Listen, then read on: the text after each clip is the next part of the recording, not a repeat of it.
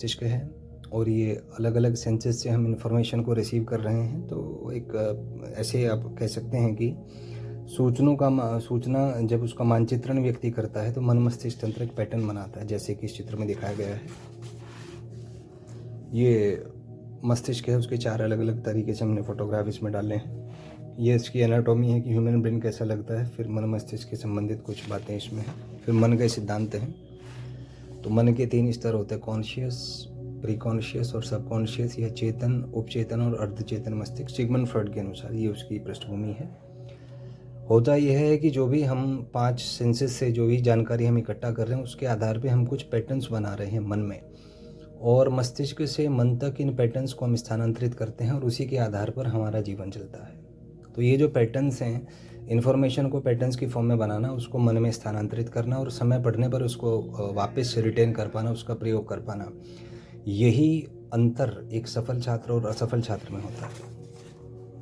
ये एक सूचना प्रसंस्करण मॉडल है कि ह्यूमन ब्रेन माइंड सिस्टम कैसे जानकारी को संयोजित करता है अपने आप में, तो उसी का एक पूरा सिस्टम है। उसकी थ्योरी मैंने इसमें दी हुई है। चैप्टर 2 से स्टार्ट करेंगे, सक्रिय सीखने की अवस्था। तो सामान्यतः कोई छात्र है, उसका मन कई प्रकार के विचारों में उलझा होता है, अंदर से वह शांत नहीं होता, तो वह सीखने की अवस्था में नहीं है। इसी को हम यदि ह्यूमन ब्रेन वेव्स की टर्म में बात करें तो 5 तरीके से उसको बांटा जा सकता है, delta, theta, alpha, beta and gamma. Gamma brain waves का फ्रीक्वेंसी सबसे ज़्यादा होता है और डेल्टा का सबसे कम होता है।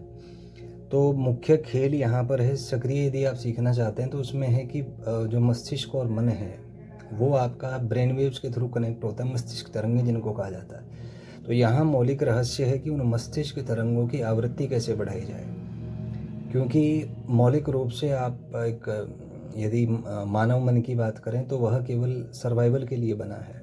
वह चाहता है कि मैं बस खाना पीना खाऊं और प्रजनन करूं, चौथा कोई काम करना नहीं चाहता, क्योंकि फ्रीक्वेंसीज कम है। तो पहला कार्य है सीखने के लिए आपको फ्रीक्वेंसीज को बढ़ाना पड़ता है, और फ्रीक्वेंसीज बढ़ाना अत्यंत कष्टदायक कार्य, क्योंकि ऊर्जा का प्रयोग होता है। तो सारा रहस्य यहाँ पर फ्रीक्वेंसी बढ़ाने के लिए है।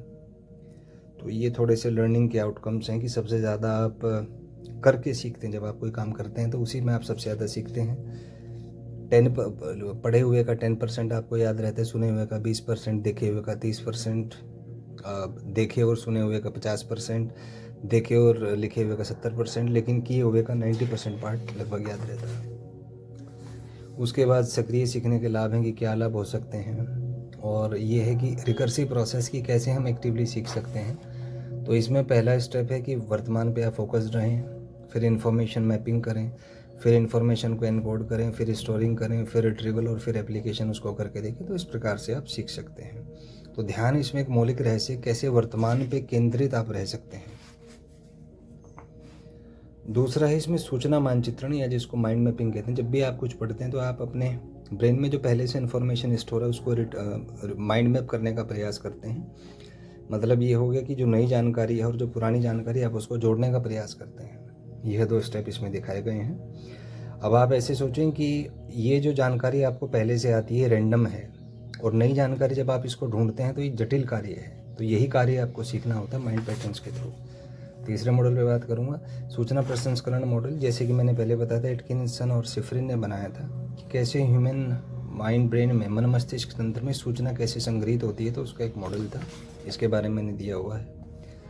इसके कुछ लिमिटेशंस भी हैं कि क्या इसमें है।